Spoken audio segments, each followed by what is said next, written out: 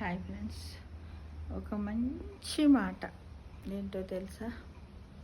తల్లిదండ్రుల కోసం ఏమి వదులుకున్నా తప్పు కాదు, కానీ వేటి కోసమో తల్లిదండ్రులను దూరం చేసుకోకూడదు. ఎందుకంటే జీవితము దేనినైనా తిరిగి ఇవ్వగలదు, కానీ అమ్మా నాన్నను ఇవ్వలేదు. ఈ విషయం అందరూ కూడా గ్రహించాలి. తల్లిదండ్రుల కోసము ఏమి వదులుకున్నా తప్పు కాదు, పర్వాలేదు, నేరము కూడా కాదు, కానీ వేటి కోసమో తల్లిదండ్రులను దూరం చేసుకోకూడదు. ఎందుకంటే జీవితము దేనినైనా తిరిగి ఇవ్వగలదు, కానీ అమ్మా నాన్నను ఇవ్వలేదు. ఎందుకంటే ఈరోజు సొసైటీ లోపల చాలామంది ఆస్తులు, డబ్బు, ఆస్తులు, ప్రాపర్టీస్ ఇస్తలేరని ఎంతోమంది తల్లిదండ్రులకు దూరంగా ఉంటున్నటువంటి పిల్లలకు తప్పకుండా ఇది ఒక మంచి పిలుపు.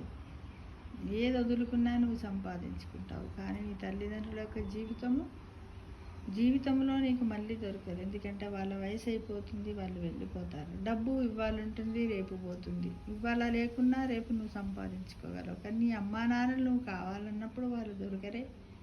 అందు గురించి నీ అమ్మా నాన్నలను ఆ డబ్బు కంటే ఎక్కువగా ప్రేమించు.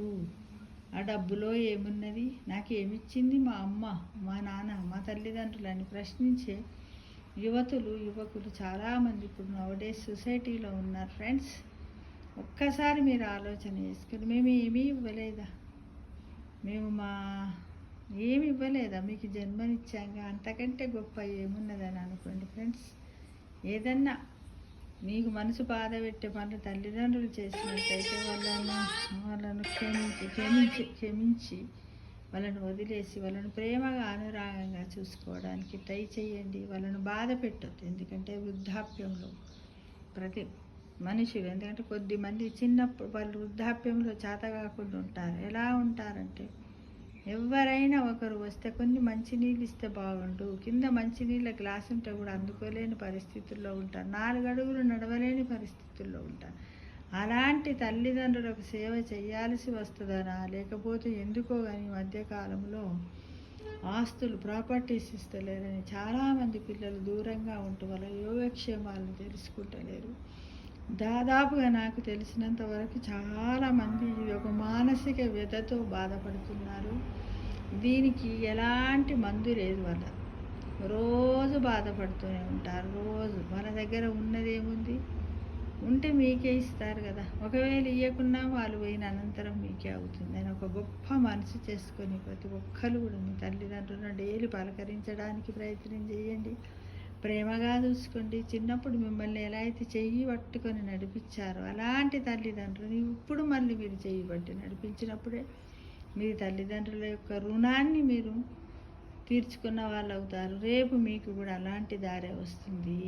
ఇప్పుడు మమ్మల్ని వేసినటువంటి క్వశ్చన్స్ రేపు మిమ్మల్ని మీ పిల్లలు వేయకుండా మీరు ఉండాలని నేను మీ అందరిని పేరున కోరుకుంటున్నాను. ఎందుకంటే ఇప్పుడు మిమ్మల్ని మీ పిల్లలన్నీ అబ్జర్వ్ చేస్తూనే ఉంటారు. కొద్దిమంది ఇళ్ళకు, అమ్మమ్మల ఇళ్ళకి పిల్లలు, నానమ్మల ఇళ్ళకి పిల్లలను పంపించకపోవడం జరుగుతుంది. చూడండి, ఆకాశాన్ని చూసినటువంటి ఆకాశంలో ఎన్ని రంగులు ఉన్నాయి, అలానే మనుషులలో కూడా ఈ ఆకాశంలో చూడండి తెలుపు, బ్లూ మాత్రమే ఉన్నాయి కదా. కానీ మనుషులలో చాలా రకాల మనుషులు చాలామందిని చాలా రకాలుగా బాధ పెడుతున్నారు. వాళ్ళు కష్టపడి సంపాదించుకొని వాళ్ళు కూడా ఏంటంటే వృద్ధాప్యంలో అంత్యకాలంలో మీకు భారం కావద్దని కొంత డబ్బును కూడబెట్టుకోవడం, సంపాదించుకోవడం, ఉంచుకోవడం జరుగుతుంది తప్ప మరి ఏదో స్వార్థానికి వాళ్ళ ప్రయోజనాల కోసం సుఖపడాలని కాదు. ఫ్రెండ్స్, ప్రతి ఒక్కరు కూడా మీరు ఒక చక్కటి సద్బుద్ధితో ఆలోచించి తల్లిదండ్రులకు సేవ చేసి మోక్ష మార్గాన్ని మీరు ఏర్పరచుకోవాలని వీడియో ద్వారా మీ అందరికీ పిలుపునిస్తున్నాను కదా. అన్నీ సంపాదించుకోవచ్చు, తల్లిదండ్రులు పోయిన తర్వాత సంపాదించుకోలేము. ఆ సమయం తిరిగి రాదు. ఆ బాధ మీకు తల్లిదండ్రులు పోయిన తర్వాత మీరు ఒక్కొక్క క్షణము తల్లిదండ్రులు పడ్డదానికంటే 10 రెట్లు అబ్బా నేను ఎంత పని చేశాను, నేను ఎలా చేశాను, ఎట్లా చేశాను, అబ్బా అని ప్రతిరోజు మీరు చిత్రవద అనుభవిస్తారు. మీ అంతరాత్మ మిమ్మల్ని ఘోషిస్తూనే ఉంటుంది. ఏం చేసావు నువ్వు, మీ మీ తల్లిదండ్రులను ఏం చేసావు చూసావా, చూడలేదని రేపు మీకు వస్తూనే ఉంటుంది. ఎందుకంటే మేమంతా అనుభవపూర్వకంగా చెప్తున్నాం. ఎప్పుడైనా మా అమ్మ అంటుండే ఎంతసే బాగా ఏందమ్మా ఊకే నొప్పులు నొప్పులు నొప్పులు అంటూ ఆ నొప్పులు ఇప్పుడు నాకు వచ్చినప్పుడు అర్థమవుతుంది తల్లి. అందు గురించి అందరూ మీరు కూడా ఆలోచించి తల్లిదండ్రులను దురుసుగా మాట్లాడకండి, ప్రేమను పంచిపెట్టండి. వాళ్ళ ఆస్తులు ఎక్కడికి మీకు ఇస్తారు ఫ్రెండ్స్. తప్పకుండా అందరూ తల్లిదండ్రులను అభిమానించాలని ఈ తొలి ఏకాదశి సందర్భంగా ఆ విష్ణువు శ్రీ మహావిష్ణువు మీ అందరి యొక్క నెగటివ్ థాట్స్ని ఓడగొట్టి పాజిటివ్ థాట్స్ నింపాలని, వారి యొక్క ఆశీస్సులు మీ కుటుంబాలన్నిటికీ కూడా ఎల్లవేళలా ఉండాలని నా మనస్సుతో నా అంతరాత్మతో మీ అందరికీ కావాలని నా భగవంతుని వేడుకుంటున్నాను. అలాంటి వాళ్ళు ఎవరన్నా ఉన్నట్టయితే మారండి ఫ్రెండ్స్, ప్లీజ్ మారండి. ఎందుకంటే దానివల్ల వచ్చేది లేదు, ఏమీ లేదు. ఏదన్నా ఉంటే తల్లిదండ్రుల దగ్గర కొంటే మాట్లాడుకోండి, ఏంటిది ఏమిటి. ఎందుకంటే వాళ్ళు కూడా భయపడిపోతున్నారు.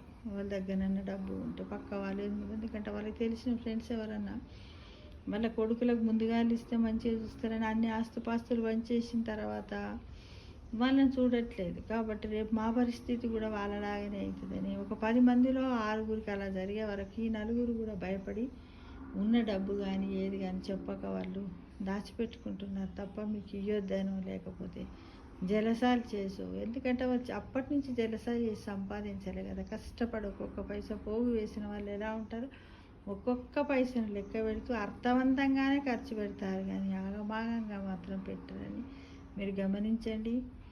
యువకులారా అందరూ కూడా యూత్స్ అందరు గమనించి తల్లిదండ్రులందరినీ మంచిగా ప్రేమతో చూడండి, లాలించండి.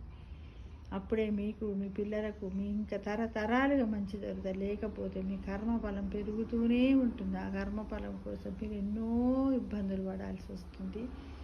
ఆధ్యాత్మికంగా మీకు తెలియాలంటే గురు చరిత్ర అని ఒక బుక్ ఉంటుంది, దాన్ని తీసుకోండి. అది 1, 2, 3, 4 అనే పార్ట్స్ లాగా ఉంటుంది. కనీసం పార్ట్ 1 అన్న చదవడానికి ప్రయత్నించాలని ఈ తొలి ఏకాదశి సందర్భంగా మీ అందరికి కూడా తొలి ఏకాదశి శుభాకాంక్షలు. 2024 ఇయర్లో వచ్చినటువంటి ఈ తొలి ఏకాదశి శుభాకాంక్షలు. శ్రీ విష్ణువే నమః, ఓం శ్రీ విష్ణువే నమః అంటూ మీ అందరికీ తెలియజేస్తున్నాను. అందరికీ అభినందనలు తెలియజేస్తున్నాను మరియు ఆశిస్తున్నాను. Thank you.